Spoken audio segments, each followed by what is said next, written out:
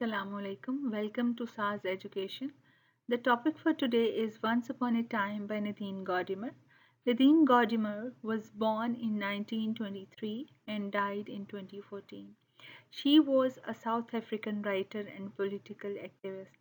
She was awarded the Nobel Prize in Literature in 1991 for her portrayal of the effects of the apartheid, a system of institutionalized racial segregation. ये वो इरा है जबकि African Americans को बहुत बुरा समझा जाता था ब्लैक कम्युनिटी को और उनको आइसोलेट कर दिया जाता था वाइट कम्युनिटी से और उनको उनके राइट्स भी नहीं मिलते थे और इस शॉर्ट स्टोरी में नदीन गॉर्डिमर ने इसी चीज़ को हाईलाइट किया है और वो बताना चाहते हैं कि उन्होंने क्या चीज़ उस वक्त सफ़र की और उन्होंने किस तरह इस स्टोरी के ज़रिए उन्होंने बहुत ही खूबसूरती से इस चीज़ को बताया है once upon a time publish हुई थी 1989 में और ये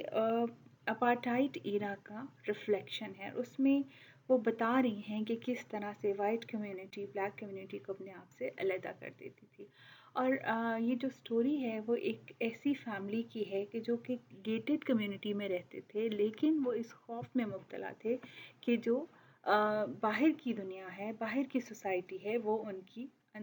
इंटरनल लाइफ को इफ़ेक्ट ना करें तो इस वक्त वो हर वक्त एक सिक्योरिटी की फ़िक्र में ही रहते थे और उनको ये सिक्योरिटी इशू थे कि किस तरह से वो अपने आप को उन लोगों से महफूज कर सकें और उनको ये लगता था कि बाहर के लोग जो हैं जो उनमें जो ज़्यादातर जो थी अफ्रीकन कम्युनिटी थी वो उनके ख़्याल में वो लोग जो थे वो बुराई या क्राइम्स जो हैं वो उन्हीं के साथ एसोसिएट किए जाते थे तो इसलिए वो चाहते थे कि वो अपने घर को एक अपनी दीवार को ऊंचा कर लें और उसको वायर्स के साथ प्रोटेक्ट कर लें ताकि कोई भी उनके घर में दाखिल ना हो सके जहाँ तक हम थीम्स की बात करें तो इसमें जो मेजर थीम है वो फेयर एंड पैरानोया है जिसको नदीन गॉर्डिमर ने हाईलाइट किया है कि वो जो फैमिली थी वो इस खौफ में मुब्तला थी कि बाहर के लोग उनके घर में दाखिल ना हो जाएं और हर वक्त उनको अपनी सिक्योरिटी की फ़िक्र रहती थी और दूसरा इसमें थीम जो था वो आइसोलेशन का था या सेपरेटनेस का था कि किस तरह से उनको सेग्रीगेट किया जाता है वाइट कम्युनिटी से अफ्रीकन्स को और तीसरा ये था कि उसमें बाहर की दुनिया का खौफ था और वो हर वक्त इसी में लगे रहते थे कि बाहर के लोग उनके घर में दाखिल ना हो जाएं तरह से वो हर वक्त सिक्योरिटी को बेहतर बनाना चाहते थे और कैरेक्टर्स जो हैं इसमें एक फैमिली है और उस फैमिली में जो फैमिली वो उस वक्त रिप्रेजेंट कर रही थी अपार्टाइड सोसाइटी को और वो किस तरह से था वो ये था कि जैसे मैंने पहले भी अपार्टाइड का जिक्र किया ये वो टाइम था जबकि अफ्रीकन्स को वो वाइट कम्युनिटी के साथ नहीं देखना चाहते थे अपने आप से वो इनको अलहदा ही रखना चाहते थे और ये वो टाइम है जो कि अफ्रीकन्स की सफरिंग का टाइम है और उनको बहुत से राइट से दूर रखा जाता था उनको उनकी जो उनके हक थे वो भी नहीं दिए जाते थे और इसलिए वो बहुत सी चीज़ों से महरूम थे और इस स्टोरी में देखा जाए तो उन जो फैमिली है वो अपने आप को महफूज रखने के चक्कर में इसी में ही खुद से फंस जाते हैं और वो इसका एंड बहुत ही बुरी ट्रेजेडी पे होता है इस स्टोरी में फैमिली जो है उसमें सबसे छोटा एक बच्चा है और जो सिंबलाइज कर इसमें सिंबलिज्म भी है जो सिंबलाइज कर रहा है इनोसेंस को जिसको नहीं पता कि बाहर की दुनिया में क्या हो रहा है बाहर लोग किस तरह का सलूक करते हैं और या वो लोगों को किस तरह से ट्रीट करें हस्बैंड है जो कि जिसकी ये ज़िम्मेदारी है कि वो अपनी फैमिली को खुश रखे और उनकी खुशी का वो ज़िम्मेदार है जो वाइफ है वो इस चीज़ को पोर्ट्रे कर रही है कि वो एक अच्छी माँ और एक अच्छी वाइफ है लेकिन उसको अपने घर की सिक्योरिटी के बारे में हर वक्त फ़िक्र रहती है और जो मदर इन लॉ है उनको एक अक्लमंद विच से रिप्रेजेंट किया जा रहा है, मतलब राइटर उनको एक अक्लमंद विच कहती है, और उनका स्टोरी में 2 बार ही कह लें कि उनका ज़िक्र होता है।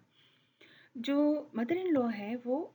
अफ्रीकन्स को अच्छा नहीं समझती और ना ही वो चाहती है कि उनके साथ किसी तरह का ताल्लुक़ रखा जाए। इसलिए, और जो वाइफ़ है वो समटाइम्स कभी-कभार वो जो बाहर के लोग हैं उनको कुछ दे देती हैं या गरीब लोगों की हेल्प कर देती हैं, लेकिन उनकी मदर इन लॉ को ये चीज़ पसंद नहीं है। और जो हाउसमेड है उसकी वो उनके घर में बहुत ही ज़िम्मेदार और ट्रस्टवर्दी पर्सन है, और वो घर के काम काज करती है और बहुत ही ज़िम्मेदारी से इसको निभाती है।